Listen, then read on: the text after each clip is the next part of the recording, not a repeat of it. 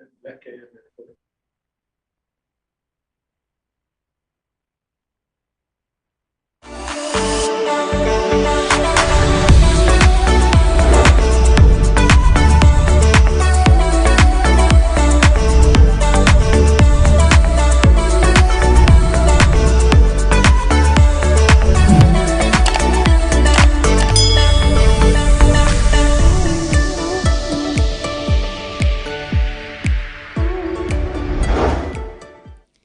Good morning. Welcome to Full Circle with Tessa Dooms.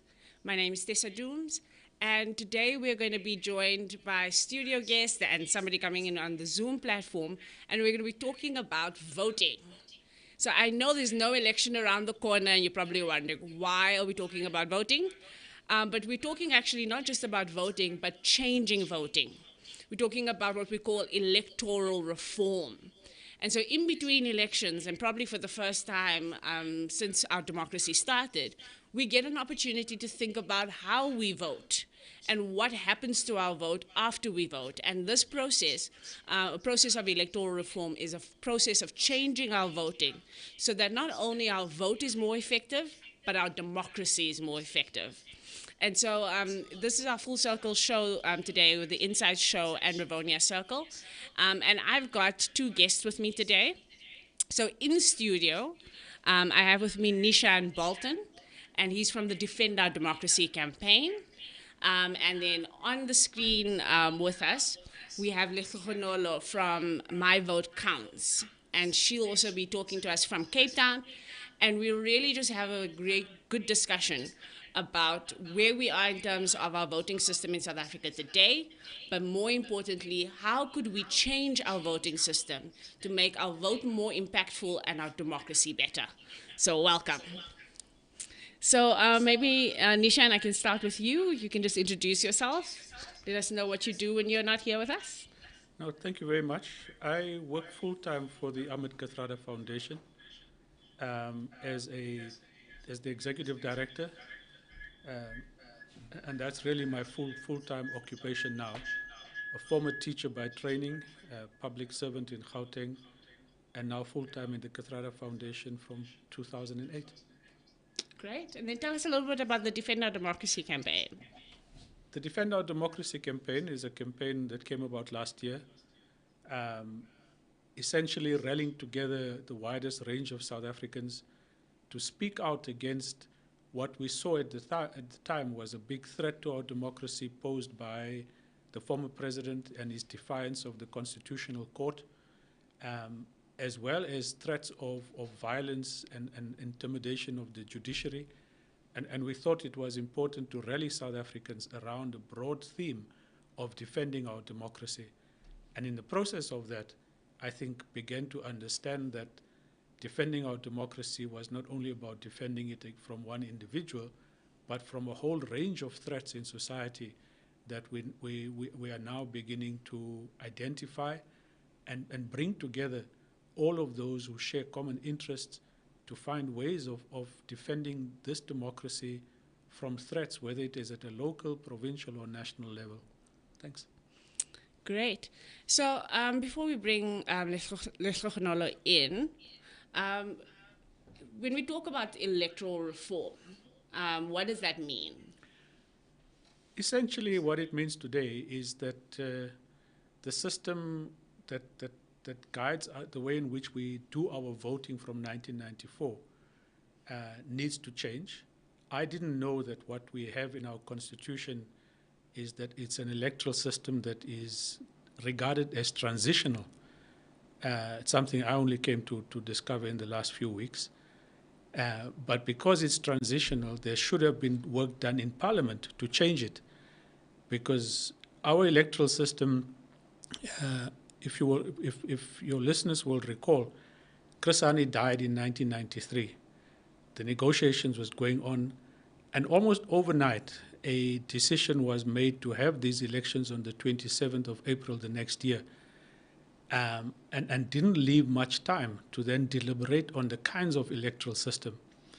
And you had broad agreement that it wasn't going to be a constituency-based or a ward-based system that most people are familiar with, but rather one that political parties would contest the elections, and the parties would compile a list of people, and those, depending on the percentage of votes they won, that would give them the number of members in parliament. Those members of parliament would elect the president, and the president would appoint his cabinet. And what it has, I mean, the weaknesses of that system is what we will come to. So we actually think that we have an opportunity now, because of a process that came about from a challenge in the Constitutional Court, to change this, the way our voting system works, to one that allows for greater participation as well as accountability by people who are not in political parties, but even those who come from political parties, to be more accountable to their voters. And that's the kind of area that we can talk about more. Great, and we'll be able to talk about what some of the pros and cons of different systems are. But Letlhogonolo, let's bring you in here.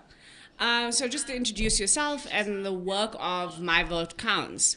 I know you guys have done a lot of work when it's come to our electoral system, when it's come to the kind of ways in which people who are elected not only get elected, but how they are accountable. So you guys did work on, for instance, the party funding. So maybe just talk us through some of the work that My Vote Counts does and why it's so important to do work on voting, even when it's not an election year. All right, thank you so much, Tessa. Thank you so much, Neeshan. So my name is Letlhogonolo Letshele. I'm the electoral systems researcher at My Vote Counts. So we are a small non-profit organization based in Cape Town. So our core mandate is to make sure that the political system and the electoral system is inclusive, and it's transparent, so that people really understand what's going on. So we usually have things like these electoral reform, like big changes that happen in parliament, but it's quite difficult for ordinary South Africans to really know what's happening. So our role is really to spread awareness around that and just to make sure that people really understand. So the best way to do that is to make sure that the systems are transparent and really accessible for people to understand. So one of our biggest campaign, as you mentioned, was the Political Party Funding Act. So really there was just sort of, an attempt, and which was a successful one, to get political parties to disclose their private donors, just so that we understand the influence of money in politics. You'd have noted, during the state capture and the Zondo Commission, we did really get to understand that there is quite a lot of money influencing political decisions. So it's really quite important that we understand and know the people that we vote for, where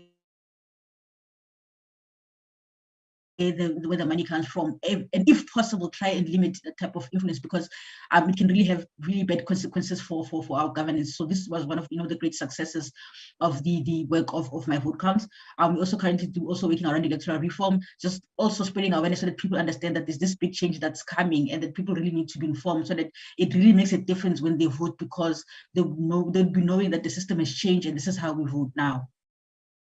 Great. So before we changes, maybe you could talk to us a little bit about what kind of system we have. So Sean started to paint that picture of what kind of system we have, but why does it matter what kind of system we have? So for instance, I know a few years ago, I think it was 2018, just before the last national election, I was doing work with Youth Lab, and we went around the country and spoke to hundreds of young people. And it was interesting to me that most people didn't know that we don't directly vote for our president. We asked that question at every engagement that we had, and people said, oh no, we thought we vote directly for the president. So what's the difference between different kinds of systems, and why do we have the system that we have? What does it mean to have a system where you don't vote for a president, but like Neeshan says, you vote for political parties as opposed to for individuals? All right, thank you. I think Neeshan touched a bit on the history of why we have the proportional representation system at national and provincial level. So we've got two types of elections, so the local government elections and the national and provincial, which some refer to as the general elections. So I'll speak to the national and provincial, where we use the proportional representative system, where you vote for a political party and not an individual. So the political parties are the ones who determine, in terms of the party list that Neeshan referred to, who becomes the members of the legislatures, whether MPL or an MP. So on South Africa's case, and I think Neeshan also touched on this, was in 1994, the whole transition, the PR system was thought to be the best system at the time, because remember, we come from a very fragmented society, very diverse. Really, a constituency base was not really the best at that point in time.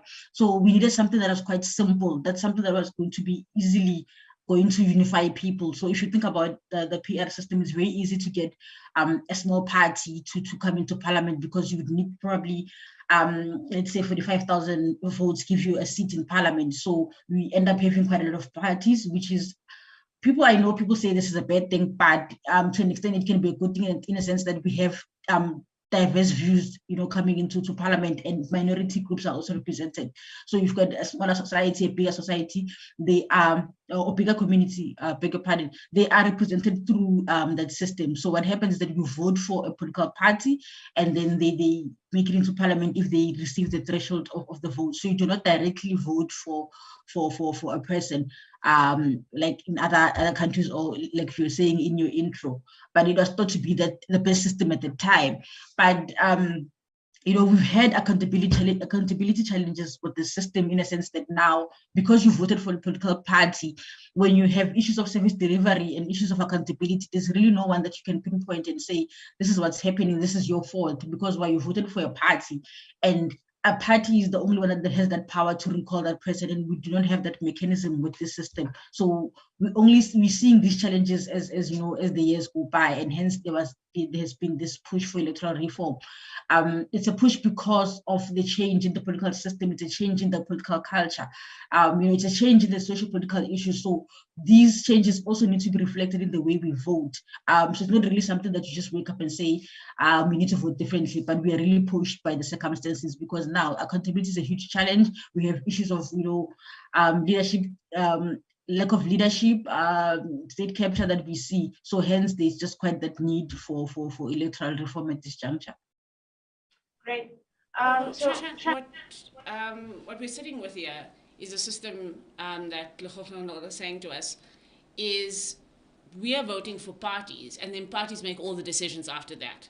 Parties and MPs in parliament decide who's going to be president. Parties decide who are going to be MPs. Parties decide who gets the seat, who gets to stay, who gets to go.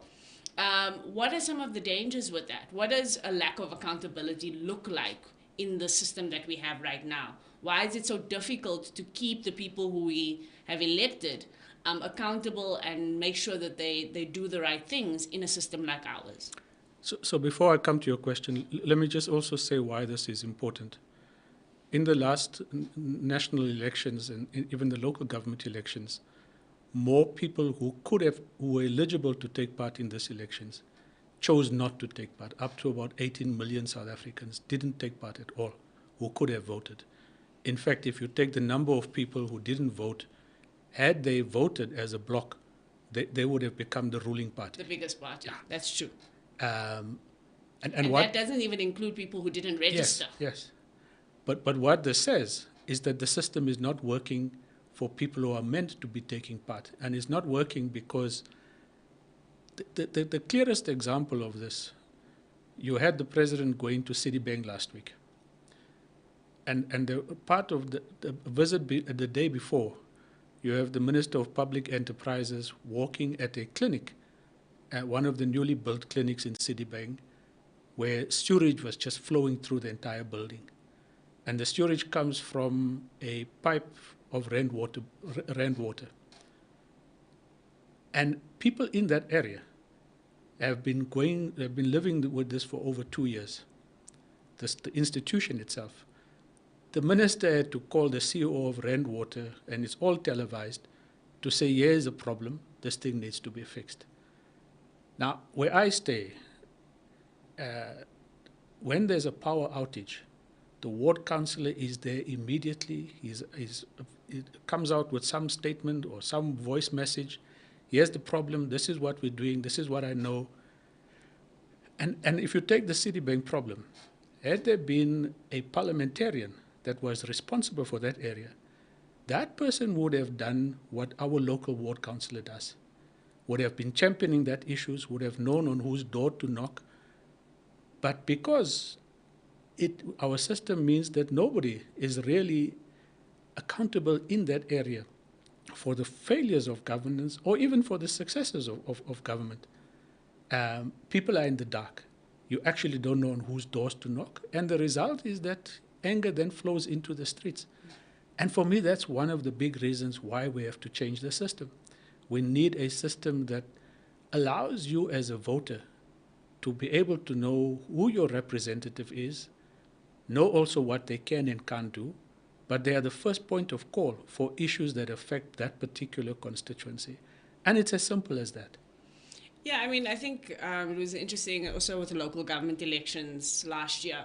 I was in the Diepsloot community, and somebody in the community said, what happens if this ward councillor that we elect this time around doesn't do the things that they say they're going to do? Because the last ward councillor they had, as soon as that person was elected, and they were elected not directly, they were elected through the PR system from the party side. They said once that person was elected, they left the community. They didn't live there anymore. They weren't able to be seen or heard. And they were like, how do we then replace that person? So if it's a direct person that you're electing, do you think that it's easier to find those people, track those people, make sure that they're accountable? But is there also a better opportunity to then replace people or put them under pressure if they're not performing in a direct situation? So part of the weaknesses of the local government system is, although you can vote for a ward councillor, you can't get rid of that councillor for underperformance.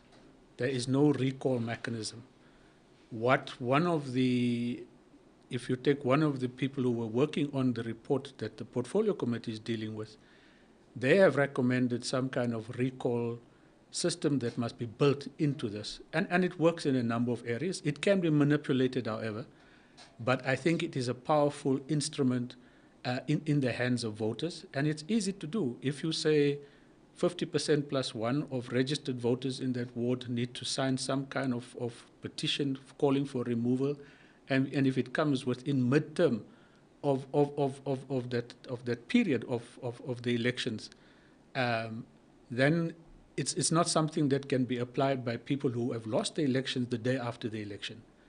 And there must be clear criteria to judge performance. What it also means is that those of us outside of political parties would need to work with communities on how to evaluate performance of public representatives. And you see that kind of system, as Letlhogonolo and others are doing in informal communities around Gauteng and the Western Cape. And that kind of work, I think, is very easy to do with communities across the board if you're looking at directly elected representatives. So I think we can strengthen the weaknesses of the local government system and look at how we apply that at a national and provincial level. Cool. Letlhogonolo, I think one of the things that we don't think about as often is that actually in Parliament, even though we don't have direct elections yet, parliamentarians are given some sort of system where they're actually supposed to be representing a constituency. So I came to find this out a few months ago, and I was a bit horrified because I found out, well, when a parliamentarian and a party comes into Parliament, depending on how many parliamentarians are from a particular party, they have to divide the country up by themselves into constituencies, into areas, and those parliamentarians then become responsible for different areas. So when I realized what it means that for the ANC that works out because they have over 200 parliamentarians, they can just divide the country up, and more or less all of the country will have somebody responsible for them, even though it's not somebody from their community. But if I'm a small party and I only have one parliamentarian, that one parliamentarian, the whole country is their constituency. Can you talk to us a little bit about what it means to have constituency systems if people are not even meant to be from that area? Do parliamentarians use their constituency days as they have to actually go out to the country, to their constituencies, and talk to us? Why do we not know who are the parliamentarians responsible for our areas? Thank you, Tessa. I'm not sure if I heard you correctly, but I think I'll try. I think you are referring to the constituency offices that we currently have. So this was just an attempt to sort of, make a constituency-based system. So it's really a cosmetic change because they are not really constituencies, because you have parliamentarians that are given constituencies, that they don't even belong to. You will find that as a parliamentarian, you reside in Cape Town, you're from Cape Town, but then somehow you are given a constituency in Soweto, that they say this is your constituency. So what happens is that there is funding actually for that. There is funding for that actual structure that will be called the constituency office. So that office primarily is for establishing connectedness between the parliamentarian and the constituency, which is the community. So it's really a time for parliamentarian to come in and say, okay, I'm here today. What are the issues that you have? How can I address it? And they really just send the issues back to parliament and they can be resolved. So there's also, we find that there'll be programs, computer programs, food schemes, whatever. But it's just an important, really, office between the MP and the community. But what happens is that these offices are usually manipulated by political parties. You'll find that it has ANC colors or it has DA colors, and this is not supposed to happen because it's not a political party office, but it's rather a parliamentarian constituency office. And sometimes what happens as well is that the person is not there. Like I said, the MP lives in Cape Town, but the constituency is in Soweto. So really, the demarcation of this constituency does not really work because they don't become real constituencies. So it's really quite a lot of lost money, lost funds in the system because it doesn't work. Or sometimes they don't even exist. These constituency offices, you go there, it's somebody else's office, they do it, or it's an NC office, they do it for their own things, or the MP does whatever. So really there's no accountability of these structures. And hence we saying rather let's go for a full constituency-based system if that's what we're going for, and not these cosmetic changes where you have constituency offices, but they're not really constituency, because it's just a waste of money. People don't even know about it. If you can ask a person who's the MP in your constituency, nobody knows. It's really that information that people don't know about, but yet they exist and money is being channeled into these things, but they don't really serve the people. Yeah. Part of my life was also spent managing the ANC's elections in Gauteng, 94, 95, 99, 2004. Constituency offices, when you're managing elections, really becomes part of the elections infrastructure. That's the way in which you use it to reach out to voters. You bring people together, but it's primarily about party political work. I have seen in the earlier periods, in Lenasia in particular, where you had a different quality of parliamentarian. Lalu Chiba in particular took his constituency work very seriously, was there every Monday, every Friday, and Tuesday, Wednesday, and Thursday in Parliament, as well as probably on Saturday mornings. That, however, has disappeared. In the last 10 to 15 years, it is more or less a party political office. And when it then comes to party political work, that's the foremost priority. I think in the week, there is some office administrator, but that's the person that you will interact with. And very rarely would you really see a member of the provincial legislature or a member of parliament there in person. I mean, I'm a bit shocked that they're actual offices. I didn't even know there were actual offices. So you're telling me in whatever a constituency is, because now I'm also not sure what counts as a constituency, there's an actual physical office where an MP is supposed to be some days of the week every or Monday. month. Every Monday. Yeah. That's crazy that we don't know this. It's crazy that there's a system where somebody who lives in Cape Town can become the constituency member of parliament for somebody in Soweto and has an office there that they're probably never going to occupy. I think that the question that you posed about the resources we put into that really means we're paying money and we're spending money on something that's not helping people actually reach out to MPs and make sure that those people, when they vote on things in parliament every few weeks or months, are actually listening to people. I mean, how do we start to address that? Letlhogonolo, do you want to come in? it's quite bizarre because I mean we started research as well, trying to establish, the functionality of these constituency offices. So I did some calls. They were unanswered. People don't exist in those offices. So we really trying to do a bit of work around there just to determine, just to monitor and see whether this works. So this is actually ongoing research on our part, and just to see, I think maybe we might make recommendations to Parliament to say, you know what, this is not working. We really need to do away with this. So I'm not sure actually, because I haven't even heard anything from the portfolio committee, because with the changes that are going to happen, what does that mean for the constituency offices? Because now we're going to have independent candidates, we're going to have political parties. To what extent will that impact the constituency offices? Maybe they might change in terms of how they work, but currently it's quite disastrous. It's difficult to get hold of the MPs to actually even know what's happening. But yeah, it's ongoing research on our part. Yeah, I mean, before we get to the electoral independent candidates, just to talk about if a constituency system was in place and did work, I think that there are benefits to that would be good for us just to think about before we get into the current bill that's on the table.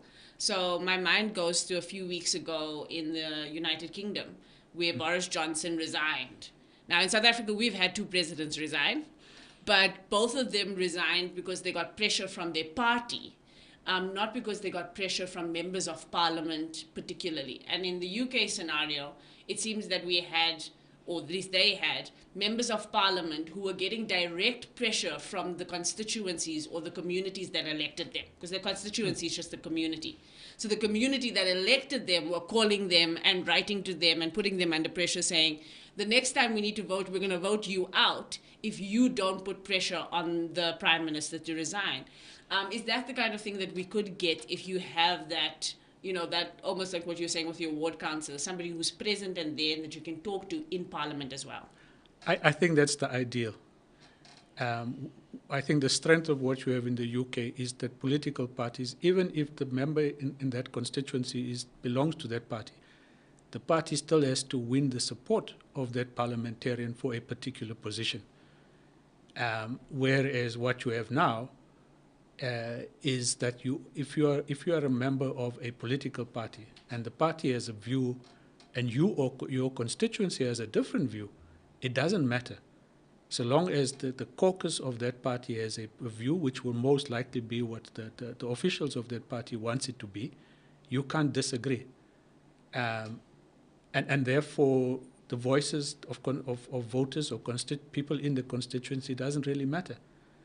I think the strength of this system, of having people from a locality representing that area in Parliament, also means that ideas that get generated around problems don't only have to come from the political party. And that's one of the biggest weaknesses that we have. I think political parties, and particularly the governing party, almost assumes that the best brains in the country is there, and that's why they will gather to find solutions to the country's problems and impose that through their manifestos and on government. And that's why for almost 28 years we haven't been able to deal with unemployment and job creation. Because I think people who have the ideas to solve many of the country's problems don't come from within political parties. What a constituency-based system does is that a skillful and a good politician will work with the best minds within that area, not only for local issues, but for issues of the country, and then lobby for those ideas through the process of parliament and of government. And I think that's the big strength for me why this should matter. So we have about a half an hour left in our conversation on Full Circle today on how do we improve our voting system. And my guests today are also part of a collective of civil society organizations who've come together and have decided to make their voices heard and make the voices of other citizens and other people in the country heard about the ways in which we need to change the Electoral Reform bill that we're going to talk about now, which is a bill that's before Parliament, in order to make sure that independent candidates can actually be contesting at national and provincial level. So we're going to talk a little bit about what that bill is, whether or not in 2024 we are likely to see independent candidates on the national bill, but particularly what are some of the interventions and what are some of the strategies that this group of organizations that include Rivonia Circle, Defend Our Democracy, My Vote Count, CASEC, and others who are thinking about making not only thinking about it, but are doing things to make sure we change our electoral system in all the right ways.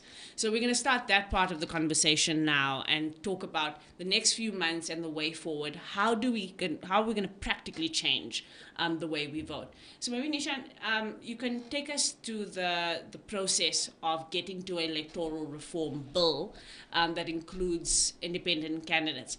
How did we get to a point where Parliament has now been forced to change election system to make sure independent candidates can contest? So a few years ago, you had a challenge brought by the New Nation movement to the Constitutional Court, basically arguing that the system, our current voting system, discriminated against individual standing. And they won that case. In fact, I think they took it to the Court after having lost it elsewhere. And the court agreed that independence needed to, our system needed to be changed so that independence could stand. It basically said that its interpretation of the Constitution was that it wasn't only meant for political parties, but so long as you had a proportional system, at the end of the day, the results reflected a proportional outcome, it didn't really matter that whether it was only political parties, but independence needed to be provided for. What you then had was the court gave Parliament 24 months to amend the legislation. For almost a year, it did nothing. Parliament did nothing. For a year to 18 months, did nothing. Oh, wow. What the minister then did was he put together a panel of experts to say, well, give me your advice. That panel of experts came up with a report that had two views. It had a majority view that said, take the local government system and apply it to the local government system for the metro areas, apply it to the national, which means the 400 members of Parliament, 200 will come from political parties, 200 will come from wards across the country. The minority view said, leave the system as is, let independents take part in the elections, but they must stand. So if you stand as Tessa Dooms in Gauteng, you stand across the whole of Gauteng. So you contest these elections across the length and breadth of Gauteng. You are, although you're an independent, you are regarded almost as a political party. So you're saying that what happens in the system, or in that suggestion, is that when I come as independent, I have all of the same standards that I must reach that a political party like the ANC would reach. That's a bit of a problem. So it's virtually impossible. The numbers of votes that you need to get is incredibly high. For Gauteng, I think it's probably about 40 or 50,000 votes. But in order to stand, you also need, and that's some of the debates in Parliament at the moment, you'd need to get about 21,000 signatures. And the IEC insists that those must come with ID numbers so that they can verify it. Now, if you're a political party, to register, you need about 1,500 signatures at the moment. Secondly, there's the kinds of financial deposits that you need to bring in. And then there's a big debate going on in Parliament that what happens if that independent dies or resigns?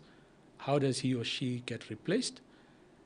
And one of the big issues is if you stand as Tessa Dooms, and assuming you make it in, and you had 80,000 votes, but you only needed 40,000 to get a seat, your other 40,000 votes now gets spread out all over, and the main beneficiaries of that are the big political parties. So it's what I would say is malicious compliance to the legislation. I personally hope that it is not what is going to be the end result, because it doesn't allow us to really change the quality of our democracy. Letlhogonolo, maybe just talk to us about why this minority system, would be the one that is chosen and preferred.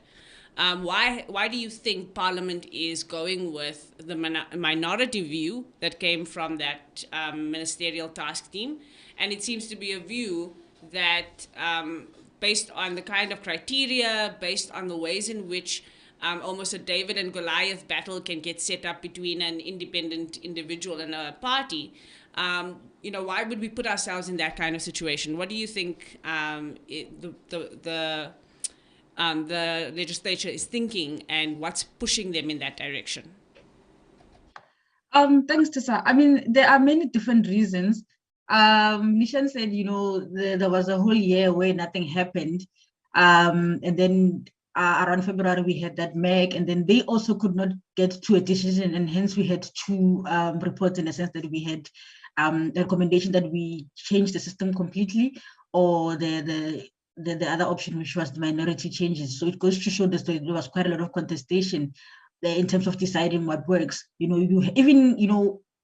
Historically, when we had the Van Slee Summit report, it also came down to 2 points as well, or rather 2 recommendations. Let's leave it as is. It works well. We are fine. Really, nothing is happening. We have free and fair elections every time. Why change something that works? And then there was also another option to say, let's change so that we can enhance accountability. So there's always been that thing where some people really don't want a change.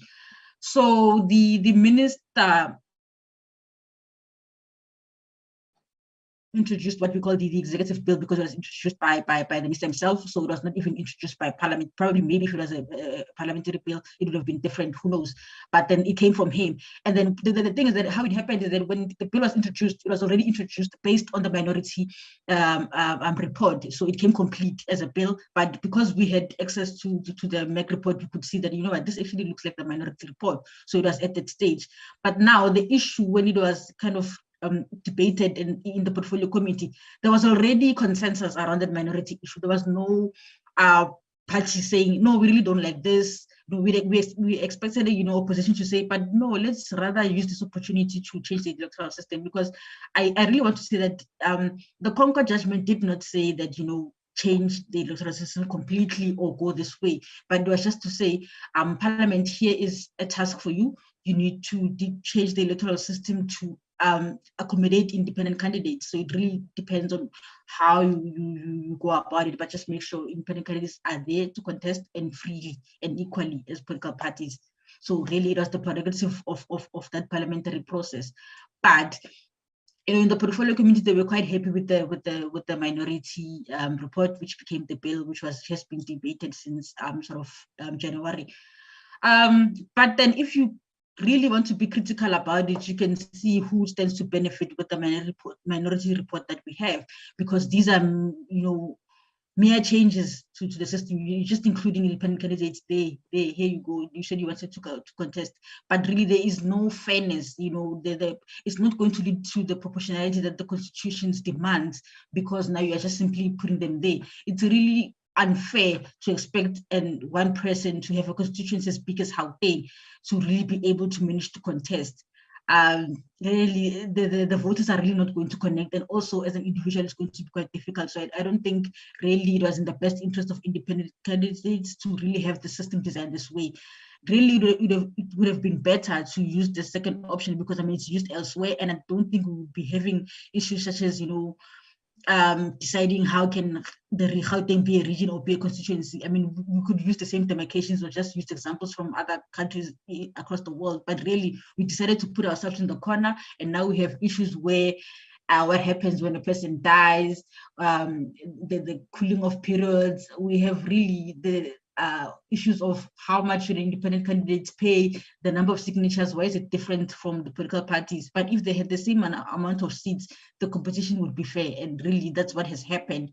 So hence the conference and the letter to say, the second option should have been on the table and be debated. Maybe today we'd be speaking a different story, but now we just went ahead with the minority report, and here we are. All right, so just watch your hands. But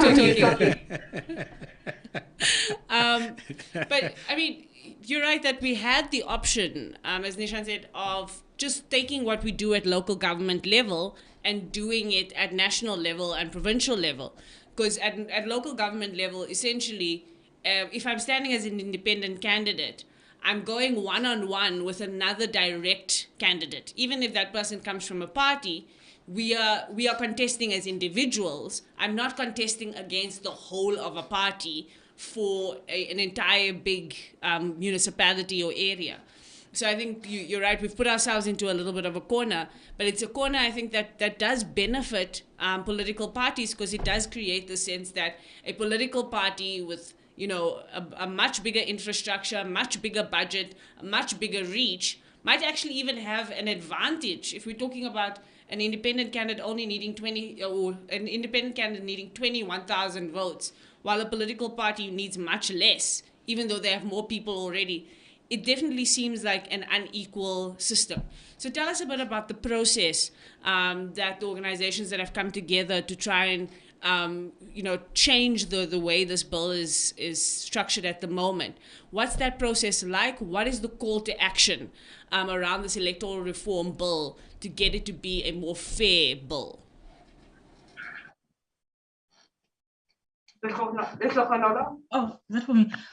Okay, so really we just raised concerns over what I had just said, that what there was the make submissions and the outcome was the majority. And then there was also the public participation process.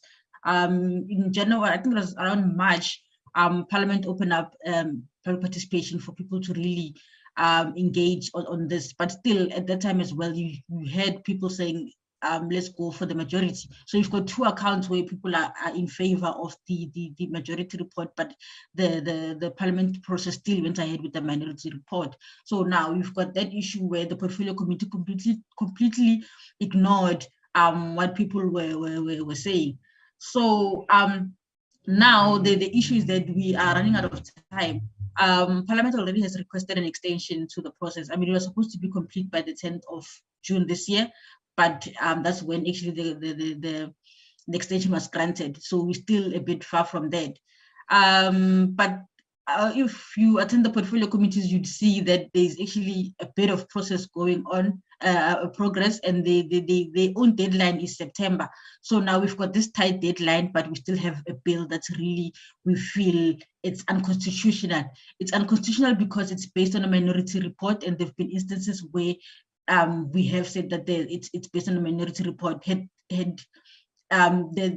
majority report was not given really an opportunity to be engaged with. The second item is that the contents of the bill itself, which we just spoke to now in terms of how independent candidates are expected to contest, we find that really highly unconstitutional. The public participation process itself, you had a short notice of public hearings. I mean, you were told like in a day or two that there will be public hearings in your area, be prepared, come and speak to this bill. But you'd have quite a lot of people who really did not know anything about this bill. You were not informed prior about this bill, and really even the second option was not mentioned in these public hearings. So really those are the issues that are prevalent with this bill at this point.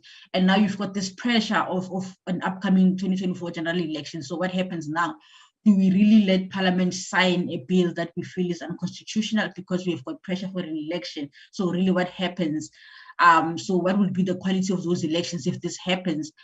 Or rather, do we really postpone the system that the system that would come about as a result of the introduction of this bill that's been signed into law? So really, we kind of in a precarious situation because we've got this, danger of the elections, and hence we thought we really need to come together and decide how we want to respond to this bill in the best way as possible, so that we can safeguard a free and fair elections in 2024. Great. So why don't you just talk us through what are some of the actions that this collective is taking? So who's part of the collective of civil society organizations and actors, and what steps are being taken to ensure that, number one, more people know about the electoral reform bill process, but what kind of changes are we hoping to see? So there's a couple of things. Currently, My Vote Counts, Rivonia Circles, the Defend Our Democracy campaign, have been in discussions about planning for a much more bigger gathering of all organizations and movements who have an interest in changing the electoral system. And that's tentatively set for the 26th of August, which is next week, Friday. And what we want to do is to firstly understand what has been happening in Parliament, why we think that the majority report has the minimum for electoral change. And if that is agreed to as what we think is required to change our electoral system and has the minimum requirements, I think there's much more that could be done. But this opens up the window for change. We then need, out of that gathering, to take this issue across the length and breadth of South Africa. Because I think that unless political parties begin to understand what society's views are on this matter, they are probably not going to take it seriously. They would try to dismiss it, as they currently are doing. And we need to then apply those pressures through petitions, through demonstrations, through engagements with political parties. And I think what we would want to be encouraging civil society organizations and movements, those who have, so let's take this church. If there were members of parliament coming to this particular church, then the church should be calling them in to say, talk to us about this electoral system, this voting system. What is your view? Why is your party going for an option that doesn't include us? And I think if we can get that done across the length and breadth of this country, I think public representatives of political parties will feel the pressure. My sense also is that many members of political parties don't have a clue what has been going on in the portfolio committee. Talking to a number of those in the ANC, they have said to me that they've left it to the portfolio committee because they've been focusing on their policy conference, their elective conference, and a whole lot of other crises in the country. And I suppose that most of the political parties are focused on internal issues and battles for survival internally, and I don't think have paid a sufficient attention to this. I think so the pressure points will be on political parties, Parliament, and what the Speaker of Parliament didn't really articulate properly is that this matter still has to go to the National Council of Provinces. The National Council of Provinces, in her response to the Constitutional Court, she was saying they would have to have public hearings, that they need to hear the voice of South Africans. And I think what this group of civil society organizations and others need to do is to then try and say, this is what society wants, and this is what we think works best in the country's interest. If by December 10th, Parliament goes with this minority report, then that's most likely going to be challenged, which has all kinds of implications for whether the elections goes ahead or not next year. And that will become a point for possible engagement between society and political parties. But political parties will also start preparing in 2023 for the 2024 elections. In New Zealand, the way in which they changed the electoral system was by making this a major priority issue for all political parties. The party that won the election had it as part of their manifesto that they would introduce a proportional representation system.